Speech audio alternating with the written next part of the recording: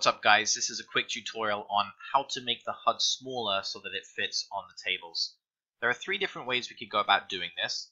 First is to change the scaling settings. Second is to change the font size of the stats on the main HUD panel. And the third option is to split the HUD down into multiple panels. Let's take these options one at a time. First option, go into configuration, go to the HUD tab, have a look at this option where it says minimal HUD scaling percentage. This option sets a minimum size for the HUD panel as we reduce the size of the table. So make sure scale font sizes in HUD along with table size is turned on, then set the minimal HUD scaling percentage to 0. This will allow our HUD panels to become smaller and smaller along with the table. So it's recommended to experiment with this particular option first before trying any of the other options.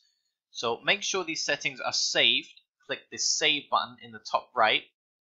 Fire up your poker client, set the tables to their current size, have a look at the HUD panel and see if it's an acceptable size. If it's still too big, then this is when we can perhaps try one of the other two options. So the two options is really going to depend on preference. We can either split the HUD down into multiple panels, or we can make the size of the font smaller on the HUD. So at this stage in the video, decide which of those two options seems to make the most sense for you and follow the relevant part of this tutorial. We have to start somewhere, so let's start with the font settings. To do this, we need to go into HUD Editor, select the version of the main HUD panel that we're using. Now you can see on the screen right now there is the option to select this multi-panel, so more on that shortly. Let's assume we're not using one of the multi-panel HUDs, we're actually just using the Tidarian shuttle, for example.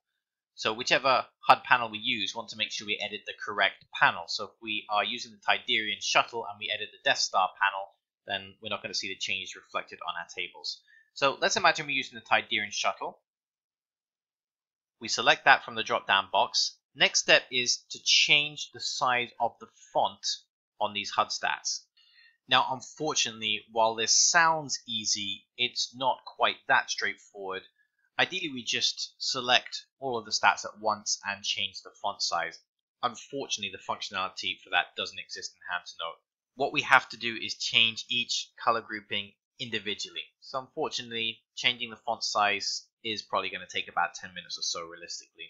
This is the procedure, and it's somewhat important we do everything in the right order, because if we do it in the wrong order, it's going to mess up some of the pop-ups and the coloring on the pop-ups, and we end up having to install the HUD from scratch. So we select one color grouping. We then select the color. Now it's important that we select the color first and not the font, because if we change the font first, it seems to edit some of the existing groupings. We select the font color. It should say custom, at which point we can change the size of the stats. For example, let's set it to size 8. I don't think we'd want it any smaller than that. We move on to the next color grouping. So we select the color first, looking for a dark cyan type color. Presumably the colors don't have to be exact, so any darkish blue color is going to be fine. If you wanted to change the HUD coloring of the panel anyway, this is how we'd go about doing it. So you can see those are all size 8 now. We'd move on to the bright yellow stats, which are the float bet stats. We'd select a bright yellow color. We change the size of the font to size 8. Hopefully we get the idea. So obviously we keep going until the entire panel is the appropriate font size. One final tweak we can make here is to disable this option, display as table in HUD. So the idea behind this option is it displays the data neatly in rows and columns, but that means there's additional spacing that we don't need for the sake of neatness. If we uncheck this option, then the numbers will appear in the smallest amount of space possible. Now, if we're not interested in changing the fonts, we simply need a better layout for the HUD. That's when the paneling option might make the most sense. So if we next go to configuration and we go to game types, you can see that different HUDs load up depending on the type of game that we're playing. This is also where we'd come if we want to switch between the Tidarian version of the HUD or the Death Star. Remember, the Tidarian version has stripped down pop-ups, so it's less likely to cause lag, whereas the Death Star has all of the information. So we can come here and by HUD, we can select multi-panel. Now, depending on which pop-ups we want, we'd either select Death Star multi-panel or Tidarian Shuttle multi-panel. I'm guessing for most of us, we're going to want to select the Tidarian Shuttle multi-panel because this is for play at the tables. This is going to mean that it's using the stripped-down version of the pop-ups, so it doesn't cause too much lag. We also need to select the pop-ups. So we obviously select the pop-ups that pertain to the main HUD panel we're using. So if we're using the Tidarian Shuttle, whether it's the multi-panel or not, the pop-ups we select should be the Tidarian Shuttle pop-ups. Now if we have a look at the table from a poker client, what we can see is that the HUD is split down into panels.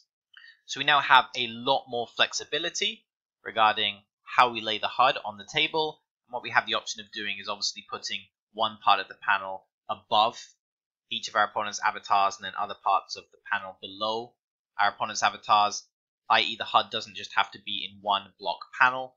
We can tweak the layout so we can see all of the important table information, and we don't have to do stuff like constantly move the HUD panel to see what our opponent's hole cards are at showdown.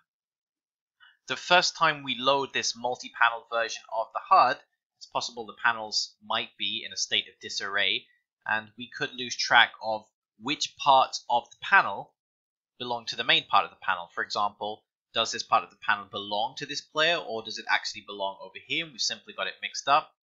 In order to figure out whether the HUD panel does belong to the other HUD panels, we click on the top left stat, and we should be able to see the player's nickname there. We can confirm that this panel does belong to this main panel.